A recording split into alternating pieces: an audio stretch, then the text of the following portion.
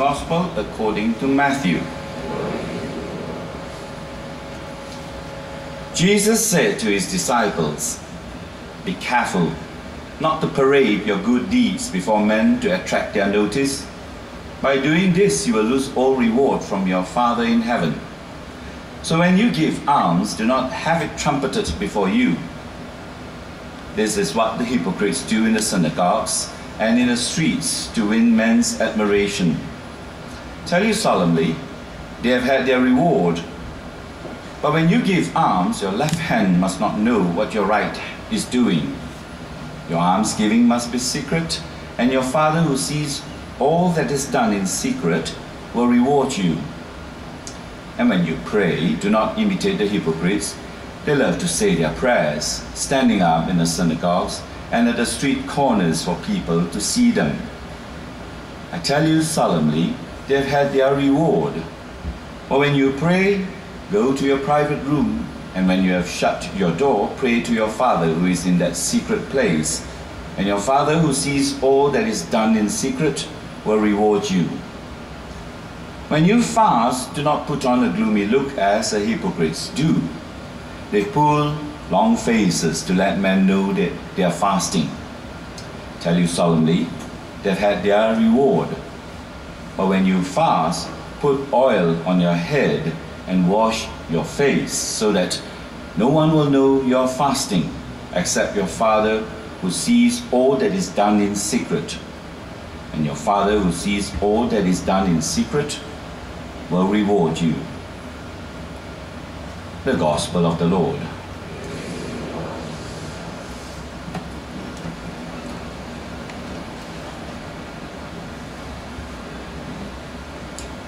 You know, yesterday I was so nervous. Don't know why I have to be nervous, but I was. And kind of like, rushed through the homily. And so today I just like to say it out, you get what I'm saying? Otherwise it's at the back of my mind, it'll be gnawing away when there's nervousness there. So let me just get it out into the open so that I won't be so nervous. And the reason why I have to tell you this is because the homily is long. Yeah, homily is long. Why? Not because I like to torture you, but because today is the second day of the Novena of Grace. And it's also an Ash Wednesday celebration. So having some difficulty in trying to bring them together, Ash Wednesday, second day of Novena. So how shall I start then? I shall begin then by telling you that I received an email from someone inquiring about Ash Wednesday. The person would be traveling and as such would have to miss Ash Wednesday's obligation. So I wrote to the person and said, Ash Wednesday is not a day of obligation. It's all right to give it a miss. The truth is, both Ash Wednesday, which is a Mass now, and Good Friday, which is not a Mass, M-A-S-S, not M-U-S-T. Good Friday doesn't have a Mass. You just come for the service and you receive Holy Communion. So Ash Wednesday, Good Friday, they are not days of obligations in the sense that you have to attend them. But they are obligatory in the sense that today you are supposed to fast and today you are supposed to abstain, as well as Good Friday in that sense. Okay? So, not the day of obligation, and yet the crowd is immense here. Unusually large, I must say. There is something instinctive, even though this is not a day of obligation, something instinctive about people desiring to come for today's service or celebration. The instinct then will become my starting point to enter the second day of our Novena of Grace. So let me just recap what I said yesterday. That's why the homily is long. Just a little recap for those who weren't here yesterday. Yesterday, I spoke of commitment in the context of priestly or religious vocations and gave reasons why commitment today is much harder for people to make. Firstly, commitment is difficult because we are contented to live in the eternal now. It's about now. Live today, not tomorrow. Secondly, this is because the future is uncertain. And our trust in God, the way we trust in God, is actually qualified by a mechanical construct we have of the relationship. What do I mean by that? A good example of the way we relate to God is the way we relate with a Coke machine. You put coin in the Coke machine, the can will drop out. That's how we relate to God. I pray, you deliver. That's it. Now, faith in many cases is a barter form of relationship. That's what I meant by the Coke machine. Thirdly, our grasp of reality really falls short of the big picture. The big picture is where God in Jesus Christ saves, and that a priestly or a religious commitment is that participation in that big picture. But actually, the truth is this: everyone, each and every baptized person is actually called to be part of that grand vision of the Father and the great mission of Jesus Christ. Be that as it may, with the final point being that big picture that we have to see, I should be able to situate that so-called, as I said earlier, the instinct that brought people here. And I have 3 points to make, and I will relate how instinct is connected to the second and the third point. So let me start with the first point. I used to assert that vocations to priestly and or religious life come from good families. I like to change that a little bit. I like to nuance that, because vocation is God's call, and our task is to respond. Given the constraints I mentioned yesterday and recapped a little earlier, how can we foster a better response to God's call? Now, this question, better response, already implies that the commitment of a priest or a religious is not restricted to that single act of making the commitment, and that it has an antecedent, meaning to say a person's commitment has a history, because a person's commitment actually grows in a familial environment, not familial environment. And it means so many of you here actually. It points back to so many of you when we talk about commitment, especially the married couples here.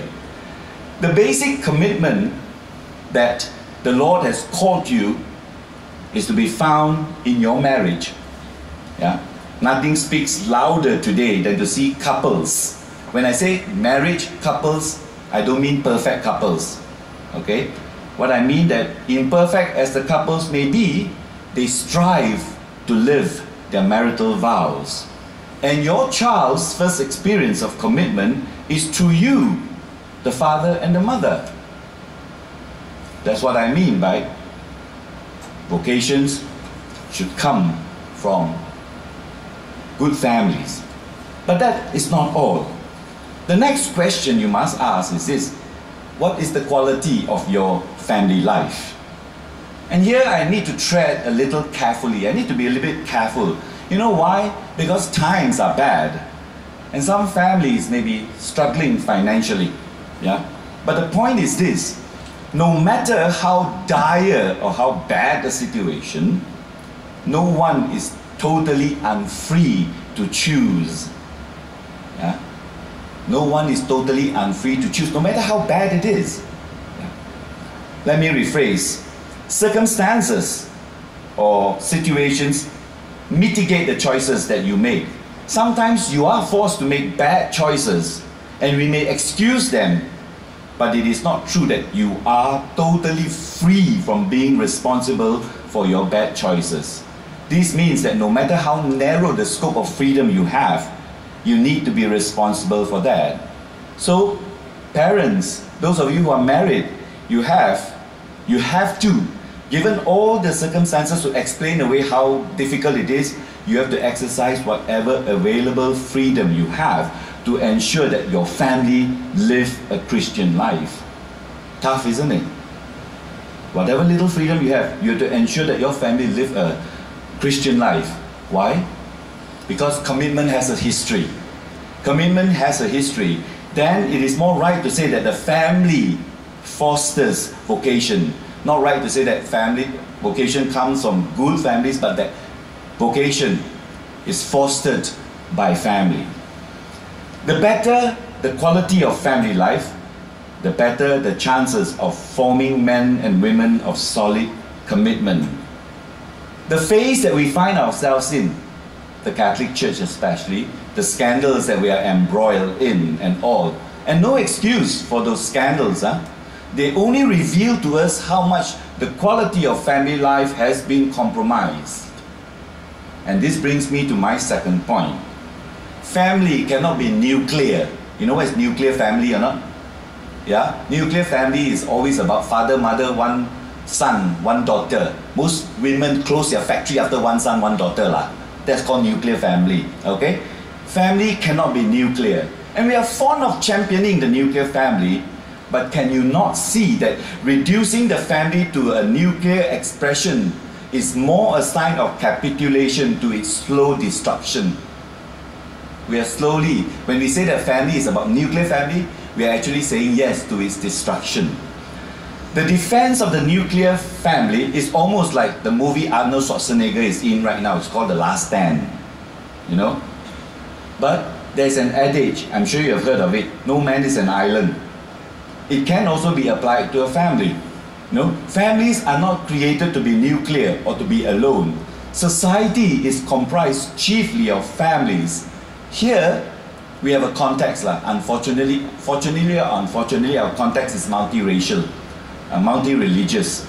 And this multiracial, multi-religious context opens itself to the pressure of that we need to be tolerant. We don't insult anyone, we don't upset anyone, we have to be tolerant to the point of indifferentism. Perhaps then, a challenge to all families is this. Without sacrificing tolerance, actually I don't like the word tolerance, a better word would be without sacrificing acceptance and celebration of differences, we should not shy away from living publicly our Christian heritage. How many of us, in terms of family, quality family life, how many of us, when we are eating out as a family, make the sign of the cross and bless the food that we eat? If at all, we do it like that, fast, so that nobody can see us. Yeah? Just imagine 4 unrelated families, 4 different unrelated families eating at a chicken rice shop. I don't like the chicken rice shop actually. Eating at a chicken rice shop. And before they begin the meal, the head, father or mother, the head gathers the family in giving thanks for the food. When 4 families, different families do it, it sends out a reinforcing message that secular society has to reckon with the Christian family. And the Christian family is not cowed by the aggression of relativism.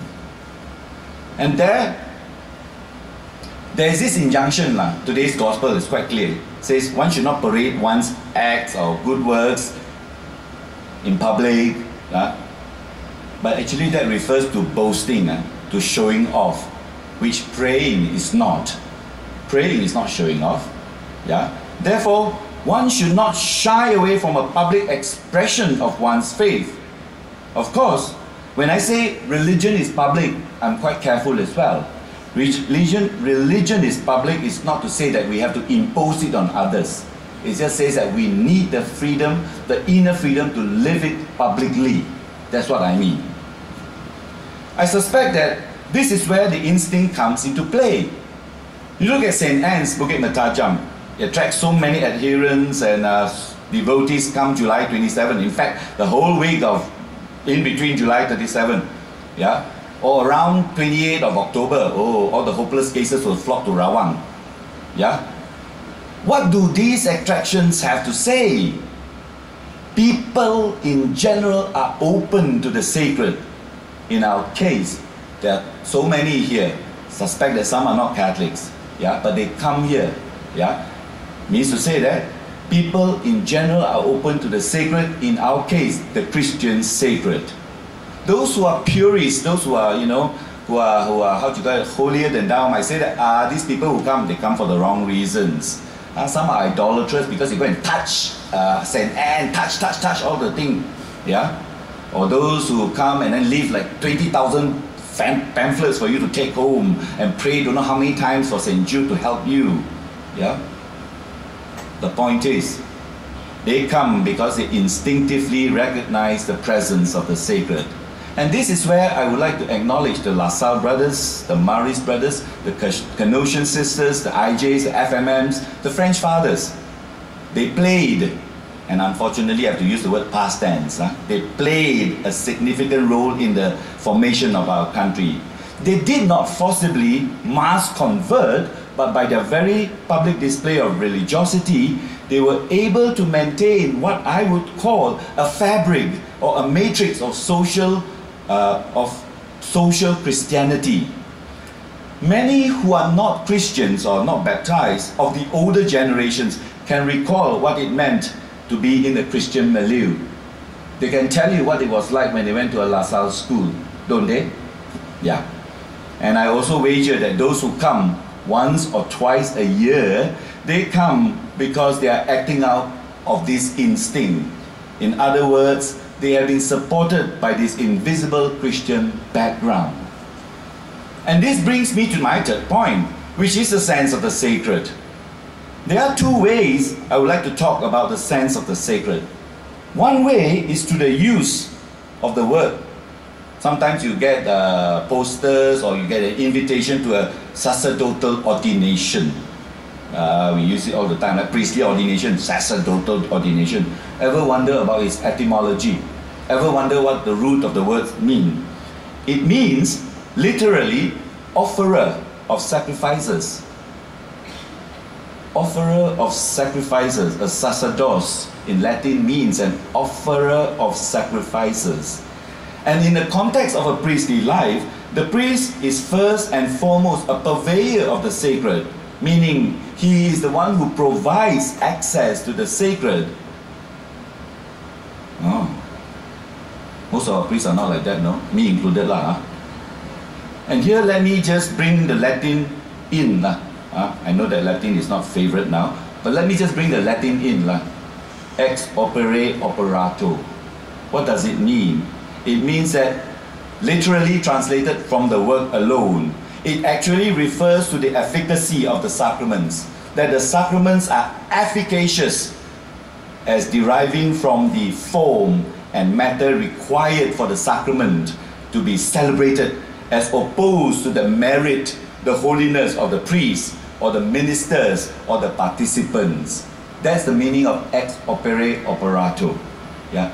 This is not to excuse the priest or the religious or even the family from growing in holiness. Yeah? In fact, holiness is the primary role or task of everyone actually, but more so the priest or religious. And so our job or your job is to urge, and more than urging, also to pray that priests and religious return to their core competency. Using all these big terms from the commercial world. What's the core competency of the priest or religious? Which is to be the embodiment of holiness or sacrality. And in a final analysis, to be the sacrifice themselves as offered to God. So a priest or a religious is not great. It's not great because of how many schools he or she founded, or how many mission he has founded, or how many churches he has renovated. He is great because despite his sins and failures, he becomes that glass through which God can be experienced. So the priest or the religious has to be that kind of glass, clear enough for people to see God. That's why their core competency is holiness. That's one way of talking about the sacred. Another way of talking about the sacred is through our definition of what a sacrament is: an outward sign of inward grace. Yeah? Outward sign of inward grace. Do our physical place of worship look and feel holy? That's the meaning. Outward sign of inward grace. Do our physical place of worship look holy and feel holy? Or are our churches merely multi-purpose halls like some churches? Once the Mass is finished, you can roll away the altar, you can have liturgical dancing here. We speak of God as gracious, but when our celebration is tacky and simply, not simple, simply chin-chai, we merely send out the contrary message that graciousness is not true, that God is not really that great. And sadly, what has happened from so many of us, especially urged by the secular world, is that God's graciousness is often understood in the sense that He cannot but be indulgent. And it has always to do with sexual sin. That how can you be so judgmental? How can you be so judgmental? God doesn't judge. That's how we look at God's graciousness. No, He can judge. I mean, He can only forgive, but He cannot judge. Yeah. So, let me now conclude then. Even though I'm not nervous, my mouth is dry. The crowd is thick today, and again in 40 days thereabout, Good Friday. Yeah, it will become like that again, because the crowd instinctively recognizes the sacred in this celebration. For whatever reasons people come, the instinct which brought them here now beckons us, baptized, to take a deeper look at our commitment as family or even as priests, and how commitment is fostered in the rich soil of solid family life. Yeah. Did you watch the Oscar? Huh? You watched the Oscar? I didn't watch it lah. Not really interested in that. But you know what Matthew McConaughey did when he won the Oscar? He went up and he did 3 things there. He thanked God firstly. Imagine, everyone. He thanked God firstly. Secondly, he thanked his father and also his mother. And finally, he thanked his wife and family. Family life is nourished and enriched by the fabric of social Christianity. And finally, the instinct that society has for the sacred. The commitment of both priestly and religious, only makes sense when we maintain a sense of the sacred. St. John reminds us that we are in the world, but we are not of the world. How much are we in the world that the world outside loses sight that we are made for another world? After this homily, you will be given ashes, blessed ashes, not just any ash, blessed ashes from last year's palms. Yeah? And we are reminded that we are dust, and once we are consigned to dust, the eternal home which we are created for awaits us. And the only way the world is ever going to know that there is this eternity is when we constantly mirror it by living the sense of the sacred. Not so long, no, the homily, because I warned you already, ma.